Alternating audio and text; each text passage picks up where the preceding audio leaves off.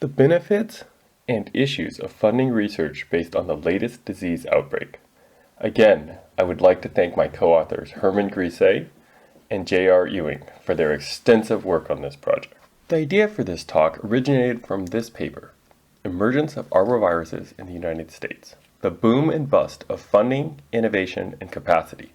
In this paper, Rebecca Kading, Ken Fall, Gabe Hamer, and I quantify the impact of epidemic funding. We define epidemic funding as funding related to a disease outbreak of medical or veterinary importance that results in prioritization of the outbreak by government organizations. The response is typically characterized as a shift of personnel and resources to address the immediate concern, as well as a large tranche of monetary resources to focus research programs on the current outbreak.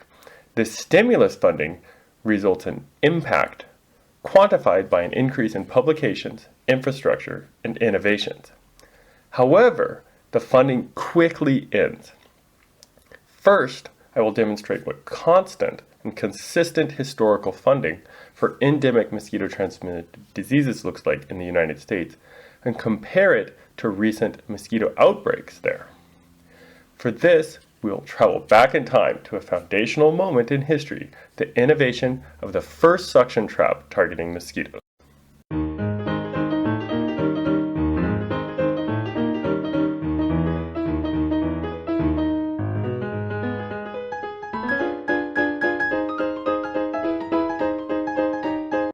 You just saw a vintage video of the installment of a New Jersey light trap. You may have noticed in the video the size and weight of the New Jersey light trap, invented in 1927, made it a formidable surveillance device. Furthermore, the dependence on main power, or being plugged in, limited where it could be deployed. Despite the first cases of St. Louis encephalitis outbreaks in 1933 and Eastern equine encephalitis outbreaks in 1938, the New Jersey light trap remained largely unchanged until 1962. Even the introduction of ultraviolet fluorescent bulbs, which increased insect collections in 1934, were not incorporated into the New Jersey light trap. Only after the largest outbreak of Eastern equine encephalitis, which was 32 cases in 1959, was the Centers for Disease Control, or CDC, light trap invented in 1962 by Sudhia and Chamberlain. What was needed to make that innovative leap? What was missing?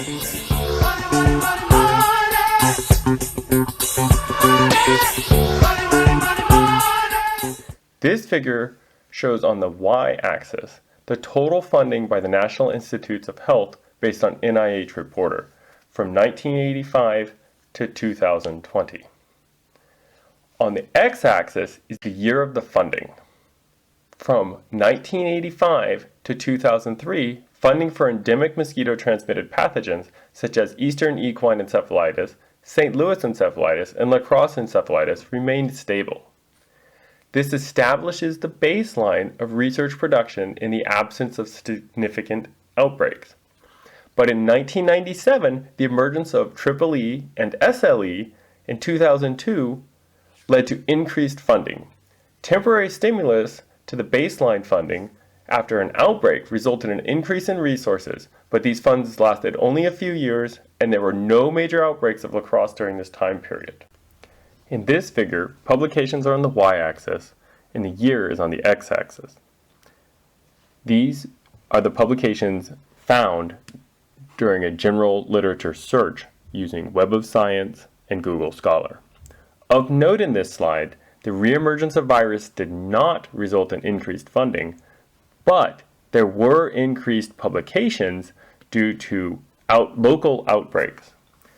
Therefore, the trend for Eastern equine encephalitis, St. Louis encephalitis, and La Crosse is baseline funding resulting in baseline numbers of publications until an outbreak. And if it's a local outbreak, then there are still some publications, an increase in publications, but not a huge influx as is seen when a large population is at risk, which is what happened with the introduction of West Nile virus to the United States in 1999. All right, this next story is not your run-of-the-mill mosquitoes are on their way back here to Minnesota story. You know that already. State officials, however, are quite concerned about a mosquito-borne illness, the West Nile virus. It can be deadly to humans, although it does not cause serious illness in most healthy people. The virus made its way to the U.S. a couple of years ago in New York. 7 of 62 people who contracted the virus died. It has since moved to 11 other states as far west as Ohio. It is believed the virus could hit Minnesota in the next year or two, but officials believe because we already have an aggressive mosquito control program, enhancing it may put us in a better position in fighting this virus. As the NPR host pointed out, the Minnesotans felt safe because enhancing the aggressive mosquito control program will put them in a better position to fight West Nile virus. Well, after the introduction of the virus to the United States, money certainly followed.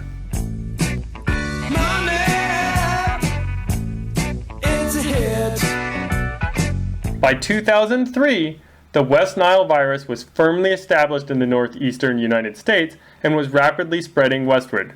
Not shown on this figure is that CDC funding for the enhanced laboratory capacity increased in 2001 and 2002, but by 2003 it was already decreasing.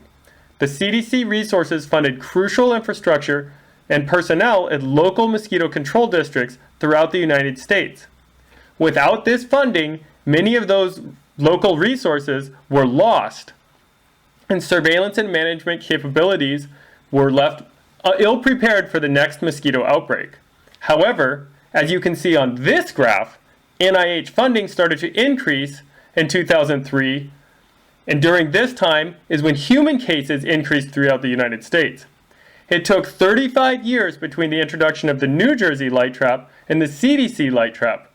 But during the West Nile outbreak, the increased focus on Culex genera mosquitoes stimulated an increase in innovations for the CDC light trap. You can see here the family of CDC traps and examples of the innovations stimulated during the West Nile epidemics. We have the whole family of traps here.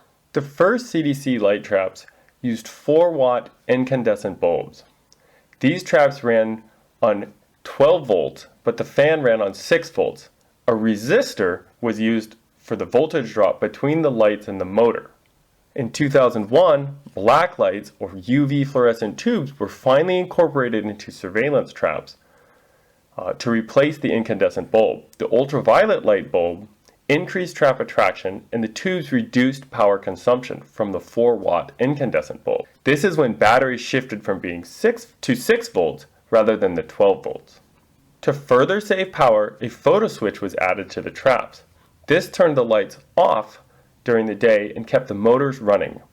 The photo switches could also turn the lights on when the ambient light dropped below a certain threshold. LEDs were the first incorporated into CDC light traps in 2003. This saved even more power over the fluorescent bulbs, allowed for the customization of narrow spectral bulbs that could be tuned to the insect of interest. Furthermore, a new compact and rugged CDC light trap was designed for easier transport in the field. The CDC innovations and publications were the direct result of increased attention and money to mosquito-borne pathogens, and not just West Nile virus. But the other 3 baseline viruses, as we saw in the previous graph, EEE, SLE, and La Crosse, again, we see the trend of human morbidity and mortality raise awareness, resulting in increased funding, resulting in publications and innovations. West Nile virus research funding maintained a steady flow until 2016 based on NIH funding, when it started to decline because a new mosquito-borne threat had emerged. But first, we'll talk about how to get all these CDC traps to run on the same power supply. As the CDC light trap evolved, it became lighter and more energy efficient, which meant smaller batteries were needed to run it. Remember, the New Jersey light trap was big and bulky and needed to be plugged into main power. The first generation of the CDC light traps used an incandescent bulbs, and remember, used 12-volt batteries. But as the fans and lights got more efficient and smaller, 6-volt batteries could be used instead of 12-volt batteries. And in general, 6-volt batteries were lighter and easier to use. However, 6-volt batteries have their drawbacks. 12-volt batteries are ubiquitous worldwide. Every motorcycle and car uses a 12-volt battery, so they are cheap and easier to acquire. Additionally, there are more accessories such as wall chargers, solar chargers, voltage regulators, and motors that use 12-volt batteries. We wanted to reverse this, meaning we wanted to use our 12-volt batteries on our 6-volt traps. So we invented a buck converter. You can see here in the wiring schematic at the bottom of this page is how we use the buck converter to drop the voltage from 12 to 6. We also added an LED warning light to know if the wires were crossed, meaning if you cross-connected it, the polarities, you wouldn't burn out the buck converter. This graph shows the battery life of 12 and 6-volt batteries running a 6-volt fluorescent CDC light trap until the battery fails to power the fan. The y-axis is the voltage and the x-axis is the time in hours. Remember, the buck converter drops the potential from 12 volts to 6 volts. So even when we're running 12-volt batteries, the scale will never go above 6.3 volts. The voltage determines if the fan or light will run, whereas the amp hours determine how long the trap will maintain voltage above the threshold for functioning. This red line indicates when the batteries will fail and the suction will be insufficient to pull insects in. Notice a 12-volt battery can be a single 12-volt battery, or it can be two 6-volt batteries in series to make 12 volts. Regardless, the trend of the 12-volt batteries with a buck converter is a plateau in voltage until a precipitous drop, whereas with the 6-volt batteries, there's a steady decline in the voltage. We tested the batteries both on 6 and 12-volt batteries of 10 and 20 amps hours. This chart shows the fan velocity in knots measured at the top of the trap. Remember, as the voltage drops, the fan speeds drops as well. The obvious advantage of the 12-volt batteries and the buck converter is how much longer the 12-volt batteries power the traps with sufficient suction to suck insects in. The use of 12-volt batteries became increasingly important after 2019 when attention shifted from Culex mosquitoes and CDC traps to BG traps, which use 12-volt batteries. By buying just 12-volt batteries, we were able to use those batteries to power our BG Sentinels and our CDC light traps, which reduced the environmental and economic impact of buying new batteries. Of course, what happened in 2014 to shift our attention was Zika. People in Mercer County have been on the lookout for mosquitoes carrying the Zika virus for months now, really since the winter. And local students are now being encouraged to get involved in this effort. Really, students across the country are being asked to work with their local mosquito control teams to collect mosquito egg samples. We caught up with a team in Mercer County doing just that. It's really as easy as putting a cup outside and a paper towel liner inside. Put it near standing water. Mosquitoes usually lay their eggs inside that cup. Now, the samples would be sent to the Invasive Mosquito Project. It's an idea born from a U.S. Department of Agriculture scientist in the Midwest who wants to create an updated map of mosquito activity in light of the Zika virus and other life-threatening diseases that mosquitoes carry. In response to Aedes mosquito habitat expansion and the emergence of new pathogens, specifically chikungunya and Zika virus, new methods of surveillance needed to be adapted. This led to the adaptation of citizen science and crowdsourced mosquito collections, as you saw in the last video. Mosquito Alert, shown here on this webpage, was a Spanish program that encouraged kids to collect and report Aedes aegypti and Aedes albopictus mosquitoes as they learned about the hazards of mosquitoes. They developed a mobile app and lesson plans for teachers. Many of the students would collect the eggs and look under microscopes to identify which eggs they had and where they were located, and then reported it using the app. In contrast to the Spanish citizen science approach, the Germans used the crowdsourced mosquito collection approach, which was Mückenatlas, or a German program that asked people to collect and ship mosquitoes to a central location for identification. This program has resulted in the detection of several invasive species of mosquitoes in Germany and new geographic records of invasive mosquito expansion in the country. The Germans collected thousands of mosquitoes and successfully outsourced their mosquito surveillance program. There is slightly less emphasis on education compared to the citizen science programs in Spain, but it is a very useful program. In the United States, we incorporated both citizen science and crowdsourcing into our mosquito collections with the Invasive Mosquito Project. In America's heartland, unlikely recruits in the fight against the Zika virus. We're going to go ahead and get started. There might be a couple more people to trickle in here. High school students tasked with keeping tabs on the local mosquito population, especially those that can carry the virus linked to birth defects. Anywhere from a half to a third full is probably good. Science teacher Noah Bush is participating with his students in the U.S. Department of Agriculture's pilot program to update the current official maps of where mosquito species swarm. Not only are they doing great science in my classroom, which is what I want, but they're also contributing to a greater cause. Plastic cups serve as homemade mosquito traps that students place across their school districts. I think it's amazing to be a part of. At first I thought this was just like a school project, but it's much bigger than that. I'm okay with anywhere on this side of the building. Nearly 100 high schools in 10 states have begun contributing data. The CDC says there are nearly 500 cases of Zika currently in the U.S., all travel-related. Let's see which group does the best, okay? High school students answering the call to help the government figure out the greatest areas of risk. All citizen science programs are fairly similar. They attempt to educate the public about the hazards of mosquitoes and try to link a scientific experience, such as collecting mosquito eggs or adults, with this educational process. All of these citizen science programs resulted from influxes of money directly related to outbreaks of chikungunya and Zika virus in the United States and Europe.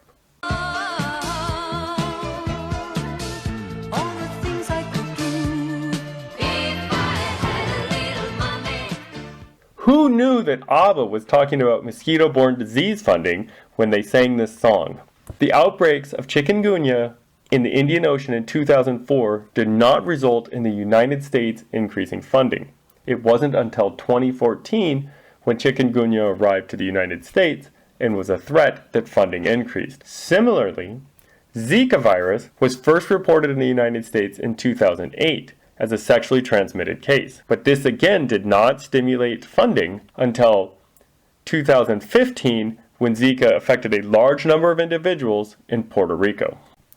Just as we observed with Culex mosquitoes in the CDC light traps, innovations and publications increased with outbreaks. These didn't have to be associated with outbreaks in the United States, but they were local outbreaks that increased publication numbers. But it isn't until major funding focuses research priorities and shifts them towards Aedes mosquitoes that we see an increase in actual innovations. However, the BG Sentinel trap was designed to survey Aedes mosquitoes, and there were outbreaks of dengue in Central, South America, and worldwide for several years as the traps were being developed. We have here all the generations of the BG Sentinel. And the BG Sentinel was to Aedes what the CDC light trap was to Culex mosquitoes. So this is how we collect Aedes and do surveillance with Aedes mosquitoes. And when there were outbreaks of Aedes transmitted diseases such as dengue, dogs, wiener dogs, all sorts of things, then that's what these were.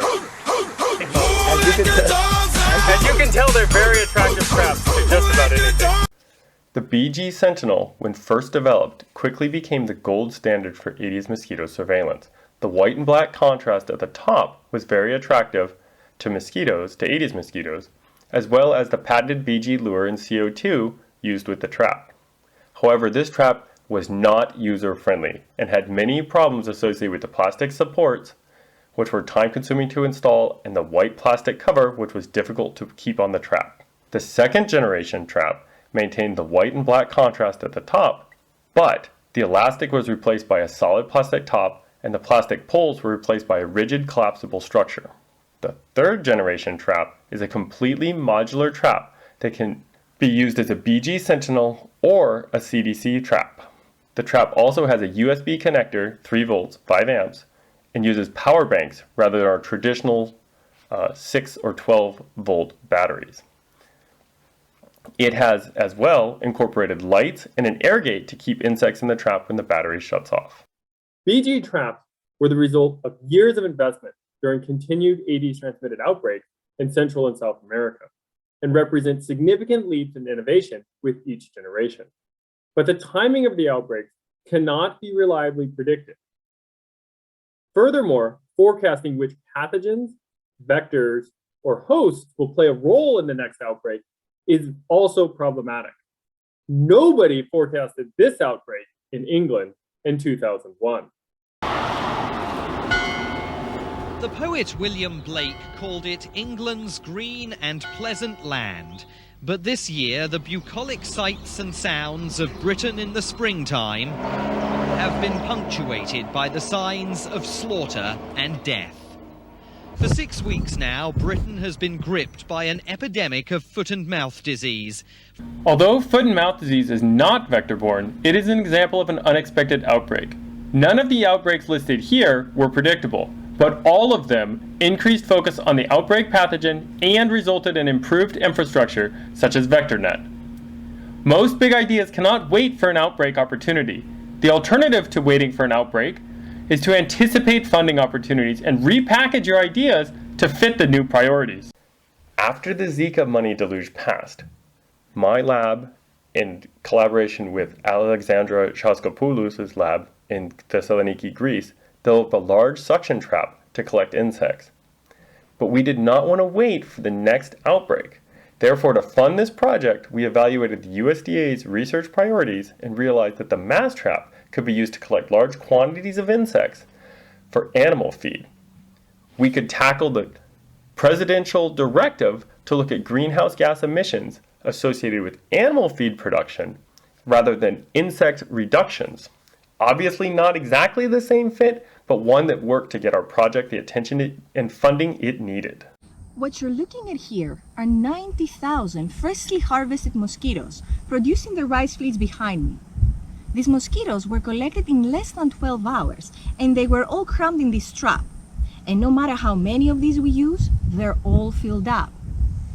You're probably thinking how painful it must be to live around this region.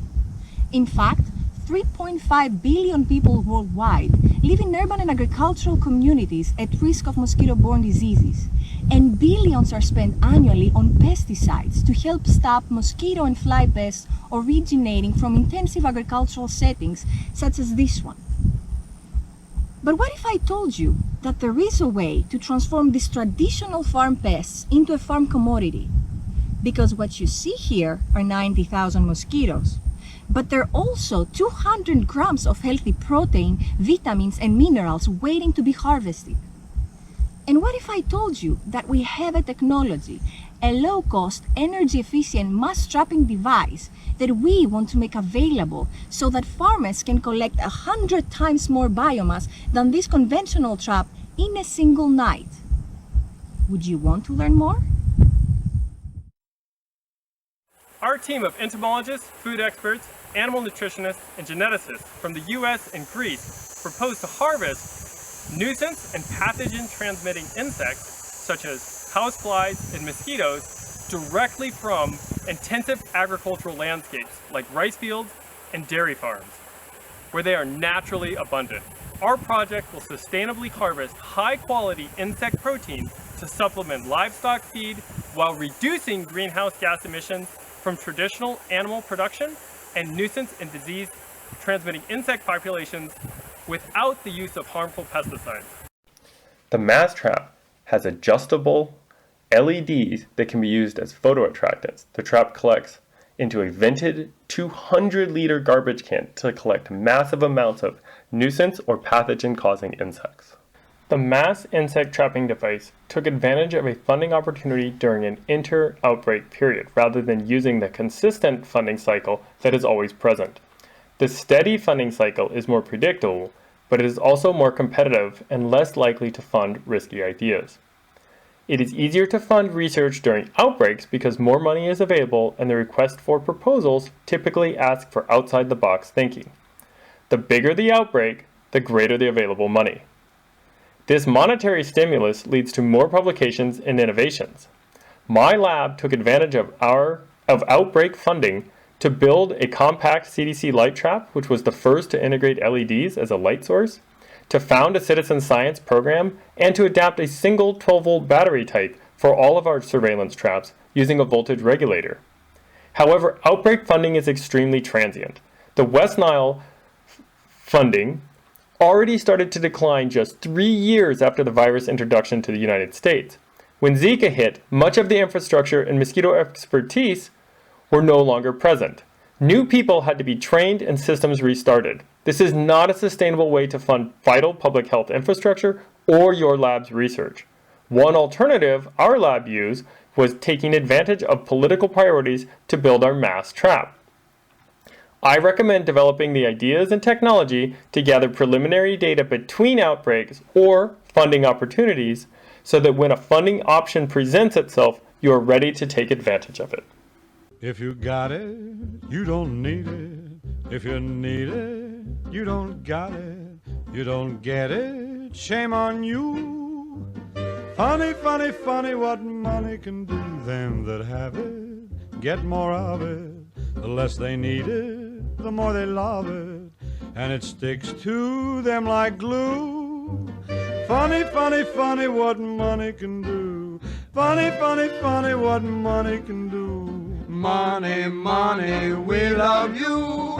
Funny, funny, funny what you can